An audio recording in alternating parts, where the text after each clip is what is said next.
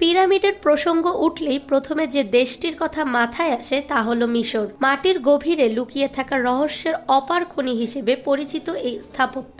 তবে বিশ্বের সবচেয়ে পুরনো পিরামিড নাকি মিশরে নয়, বরং ইন্দোনেশিয়ায়। দেশটির মাটির নিচে 25,000 বছরের প্রাচীন এক পিরামিডের সন্ধান পাওয়া গেছে, যা মিশরের পিরামিডগুলোর তুলনায় অনেক পুরনো বলে দাবি করেছেন গবেষকরা।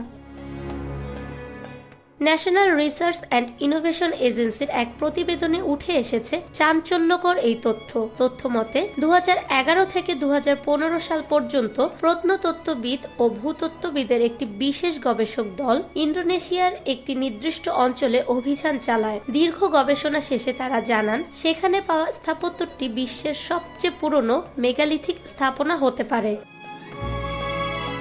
মিশর বিশেষজ্ঞদের মতে খ্রিস্টের জন্মের প্রায় 2700 বছর আগে তৈরি হয়েছিল বিখ্যাত গিজা পিরামিড। এর কাছাকাছি সময়ে তৈরি হয় যশোরের পিরামিড, ইন্দোনেশিয়ার পশ্চিম জাভায় সবুজ দিয়ে মোড়া এক পাহাড়ি অঞ্চল। এর মাঝে ইতিউতি পড়ে থাকতে দেখা যায় ছোট বড় অসংখ্য রহস্যময় পাথর। এই অঞ্চলে মূলত প্রাচীন জনজাতিদের বসবাস। স্থানীয় বাসিন্দাদের কাছে এটি একটি অতি পবিত্র স্থান, কিন্তু এর আসল রহস্য বহুদিন অজানাই থেকে গিয়েছিল। একে একটি পাহাড় বলেই জানতেন সে দেশের মানুষ।